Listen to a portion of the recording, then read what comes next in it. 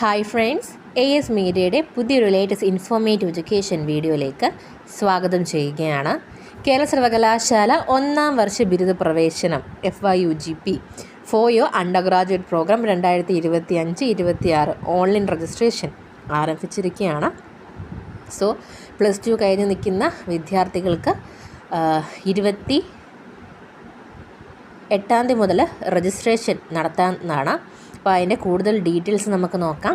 കേരള സർവകലാശാലയുടെ അഫിലിയേറ്റ് ചെയ്തിട്ടുള്ള government aided സ്വാശ്രയ ആർട്സ് ആൻഡ് സയൻസ് കോളേജുകളിലും UIT IHRD കേന്ദ്രങ്ങളിലും 1-ാം വർഷ ബിരുദ പ്രോഗ്രാമിലേക്കുള്ള FYUGP 2025-26 അധ്യയന വർഷത്തെ പ്രവേശനത്തിന് ഓൺലൈൻ രജിസ്ട്രേഷൻ admission.keralauniversity.ac.in ആരംഭിച്ചു.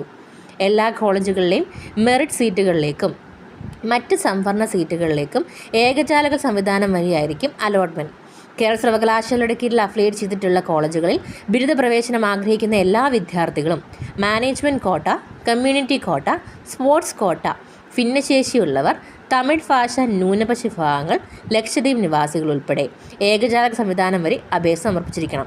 BA മ്യൂസിക്, BPA എന്നീ കോഴ്സുകൾക്ക് അപേക്ഷിക്കാൻ ആഗ്രഹിക്കുന്നവരും ഏകജാലക പോർട്ടൽ വഴി അപേക്ഷിക്കേണ്ടതാണ്. ഇന്ത്യൻ സിറ്റിസൺ ആയിട്ടുള്ള വിദ്യാർത്ഥികൾ മാത്രമേ ഈ ഏകജാലക സംവിധാനം വഴി അപേക്ഷിക്കാൻ പാടുള്ളൂ.